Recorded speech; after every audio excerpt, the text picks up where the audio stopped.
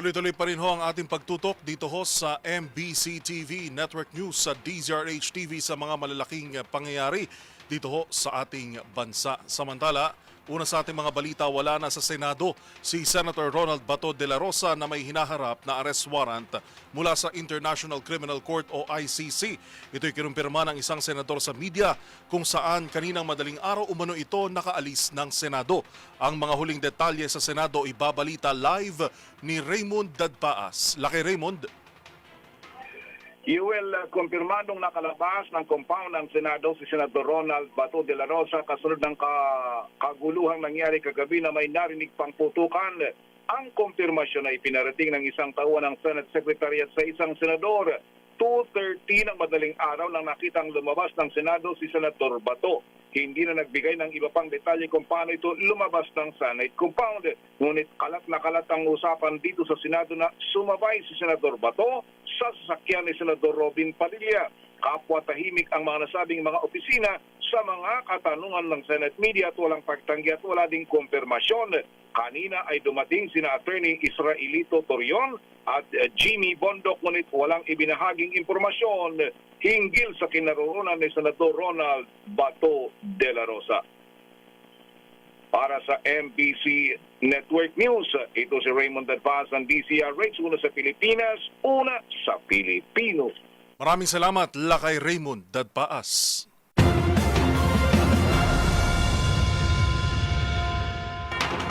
Napuno ng tensyon ang Senado kagabi matapos ang serye ng pagpapaputok ng baril sa loob mismo ng gusali. Walang nasaktan sa insidente pero iniimbestigahan na ng mga otoridad ang pinag-ugatan ng putukan. Ang iba pang naging tensyon sa Senado, balikan sa report ni Kyle Bulyas.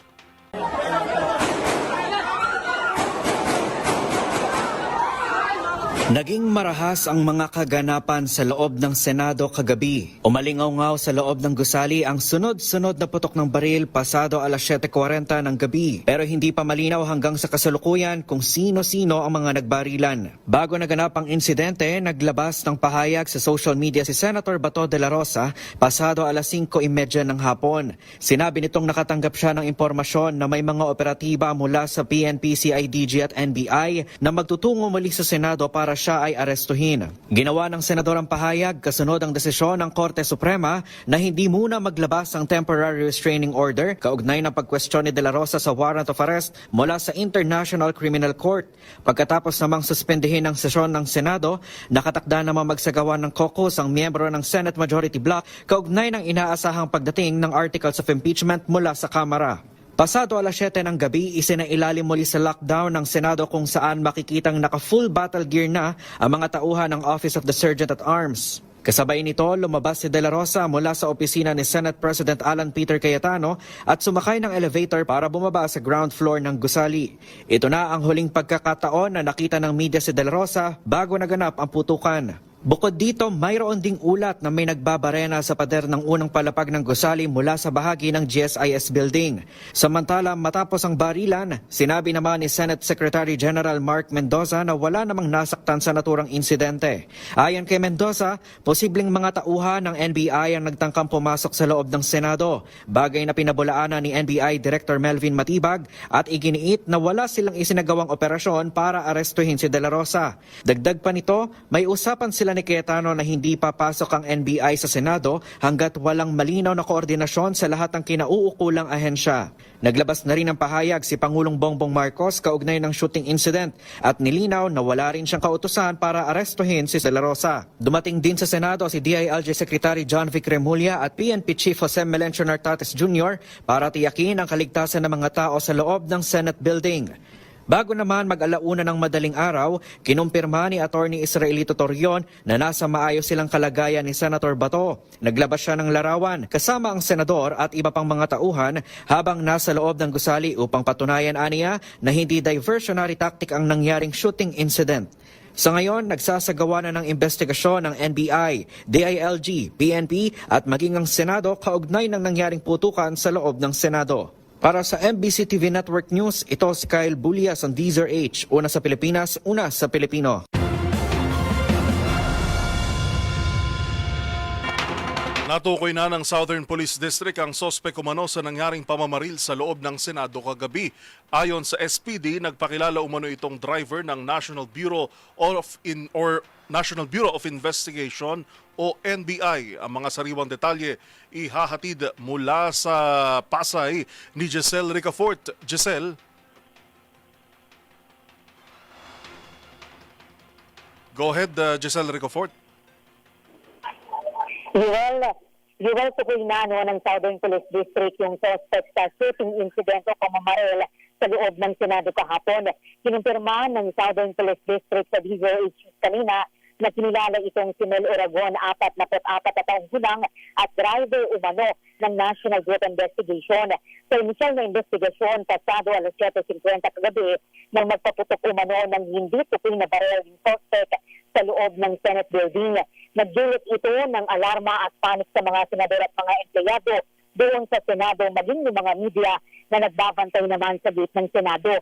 Mabilis na naaresto ng Senate Security Detachment yung umano'y driver ng NBI at nagpatupad ng immediate security measures at area control procedure. Sumalang na rin yung suspect sa paraffin examination at iniimbestigahan na yung motibo sa pamamaril. Sa validasyon naman ng National Group Investigation, sinabi ni Director Atty. Melvin Matibag na hindi umano nila opisyal na empleyado yung suspect pero lumalabas na siya volunteer at nag-serving driver na mga ahente na nagbabantay sa GSIS compound sa hapon. Pero paglaro ng direktor, nag-request daw yung GSIS sa Bureau para bantayan yung seguridad doon sa kanilang bisiklada. Wala daw tao yung NBI sa premises ng Senado kung saan nangyari yung pamamaril. Idiniin ni Matibag na yung bilin niya sa kanyang mga tauhan doon sa compound ng GSIS kahapon, i-monitor lamang si Bato at huwag aarestuhin kahit pa dumaan ito sa kanilang harapan. Ito si Giselle Ricafort para sa DZRH sa Pilipinas, una sa Pilipino. Maraming salamat, Giselle Ricafort.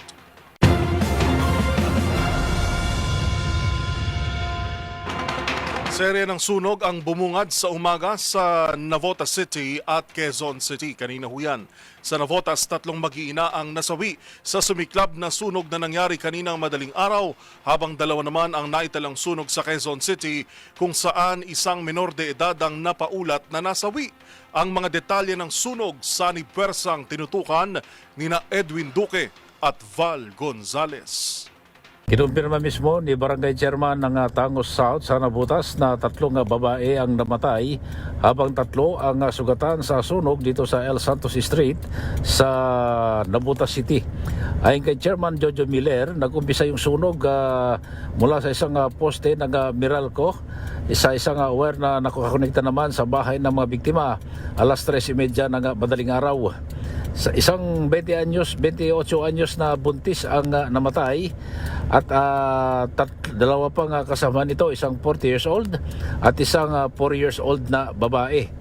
Magkamag-anak umano ang namatay kung saan ay natagpuan sila sa isang lugar na magkapatong. 3 ang dinala naman sa Jose Reyes Hospital na kinabibilangan ng manugang ng buntis, tiyuhin at isang kaanak. Na nanawagan si Kapitan Miller sa mga nasasakupan nito.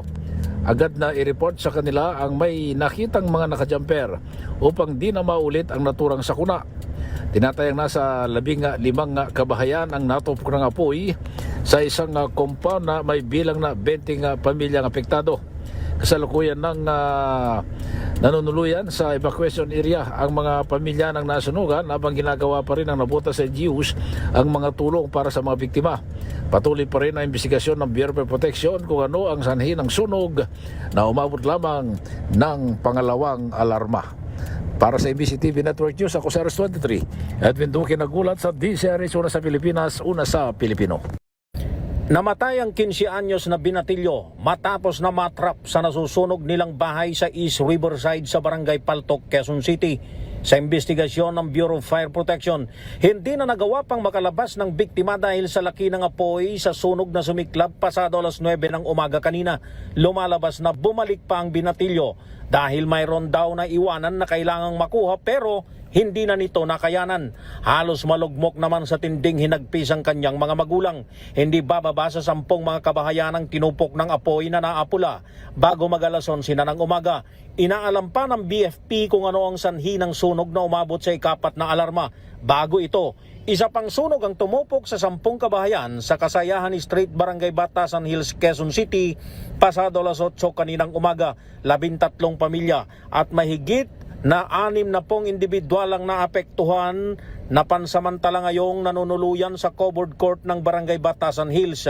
Muli namang nagpaalala ang Bureau of Fire Protection sa publiko na pag-ibayuhin ang pag-iingat dahil sa matinding init ng panahon ngayon. Sa isang iglap ay maring mawala ang inyong mga pinundar na ari-arian at ang mas lalong masakit ay kung mayroon pang mamamatay. Para sa MBC TV Network News, ako si Bal Gonzales, DZRH, una sa Pilipinas, una sa Pilipino.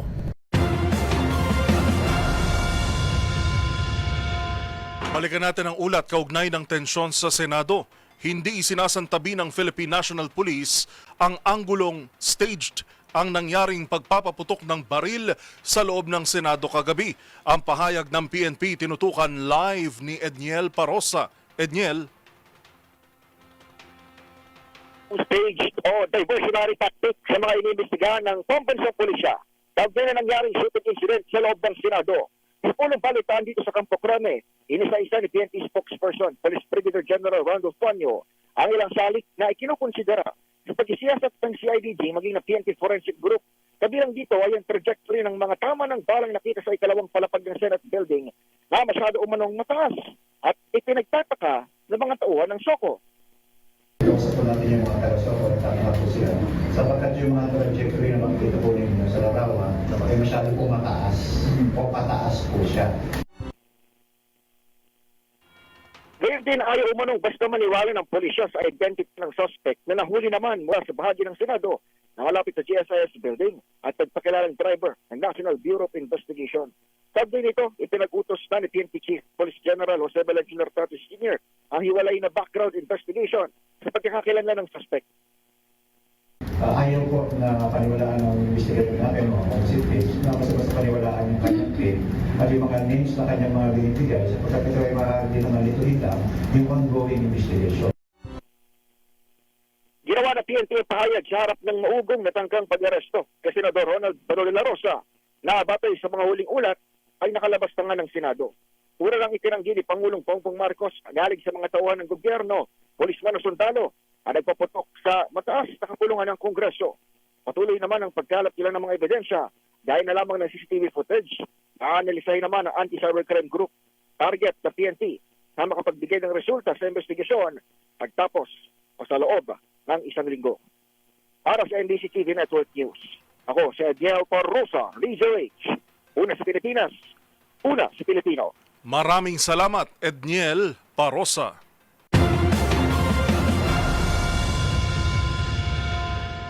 Muling nakaranas ng rotational brownout ang ilang bahagi ng Luzon at Visayas bilang tugon ng National Grid Corporation of the Philippines o NGCP sa taas ng demand at kulang na supply ng kuryente. Una na ring nakaranas ng pagdilim ang malaking bahagi ng Luzon kagabi kung saan halos 1 milyon ang nawala ng kuryente. Ang mga nakaranas ng brownout alamin sa report ni Rovic Manuel.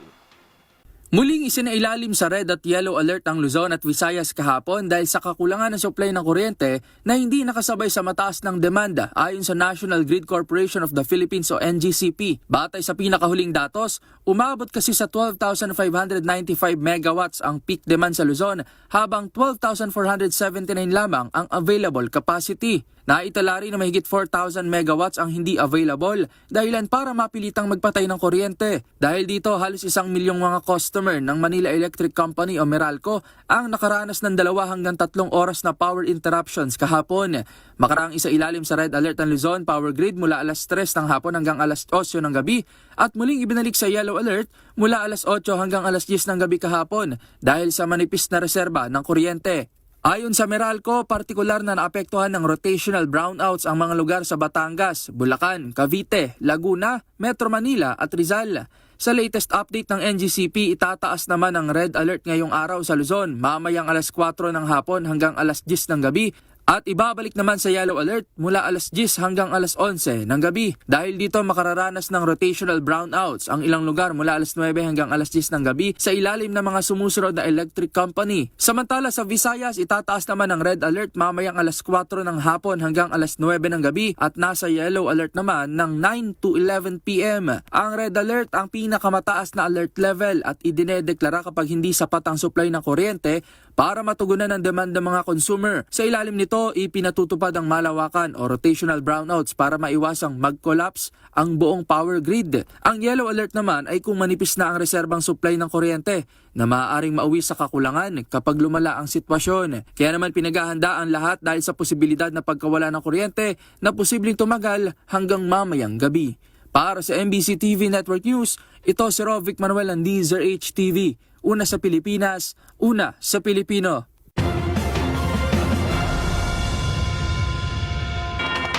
Niyanig ng magnitude 5.3 na lindol ang bahagi ng Kalayan, Cagayan kaninang umaga. Ayon sa Vivox, naitala ang epicenter ng lindol sa layong 32 kilometro kanluran ng Dalupiri Island. Naramdaman ang intensity 5 na pagyanig sa Kalayan, Cagayan. Intensity 4 naman sa Pasukin, Pagudpud at Burgos sa Ilocos Norte. Intensity 3 sa Lawag City, San Nicolas at Bacara sa Ilocos Norte at Apari sa Cagayan. Intensity 2 naman ang naramdaman sa Pinili sa Ilocos Norte. Wala namang inaasahang pinsala pero babala na Vivox, masusundan yan ng aftershocks.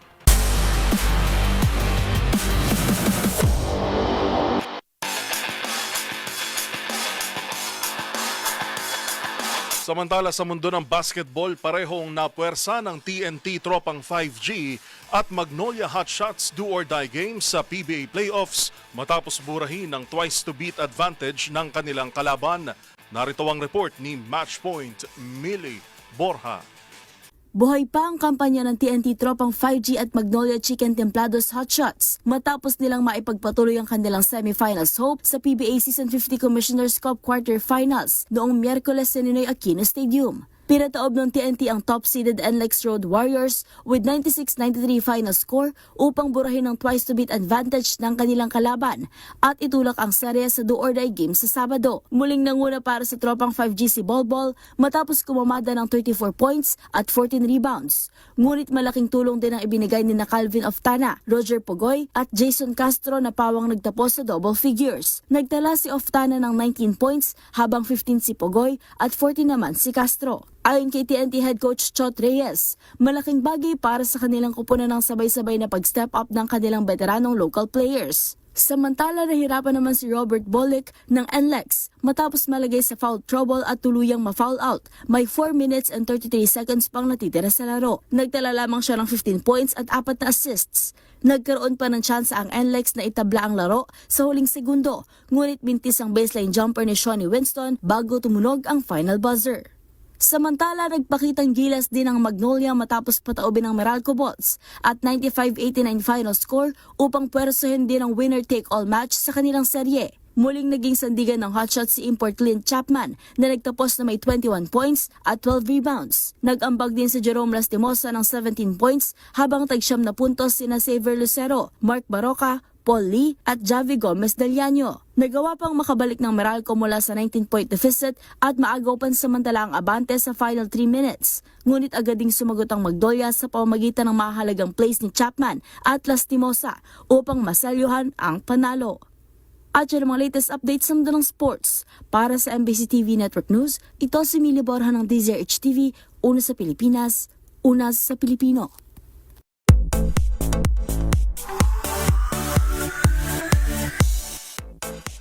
Nagsampa ng reklamong acts of lasciviousness ang dating Miss Earth Water at ngayon reporter na si Athena Imperial laban sa kanyang dating katrabaho na si Nico Wahe. Ang iba pang detalye sa report na ito. Naghain ng reklamo sa Quezon City Prosecutor's Office ang reporter at dating beauty queen na si Athena Imperial laban sa kanyang dating kasamahan na si Nico Wahe. Acts of lasciviousness at gender-based sexual harassment ang isinampa ni Imperial kay Wahe na matatandaang nag-viral sa social media noong nakaraang taon dahil sa kanyang mga ulat sa kasagsagan ng Bagyong Dante. Hindi na naman idinetalya ng kampo ng reporter ang nilalaman ng isinumiting complaint. Samantala, nanindigan naman si Imperial ang ginawang hakbang ay hindi lamang para sa sarili kundi maging sa iba pa umanong biktima. Naniniwalaan niya ito na ang mga itong uri ng insidente ay hindi dapat binabaliwala o tinotolerate sa anumang trabaho o industriya. Batay naman sa ulat ng pep.ph, maliban kay Imperial, may isa pang babaeng naghain din ng reklamo laban kay Nico Wahe na hindi pa nila handang lumantad sa publiko. Maliban sa pagiging journalist, si Athena Imperial din ang kinoronahang Miss Earthwater taong 2011. Sa ngayon, wala pang inilabas na pahayag si Nico Wahe kaugnay ng isinampang reklamo ng dating katrabaho. Para sa MBC TV Network News, ito ang showbiz angel ng DZRH TV, una sa Pilipinas, una sa Pilipino.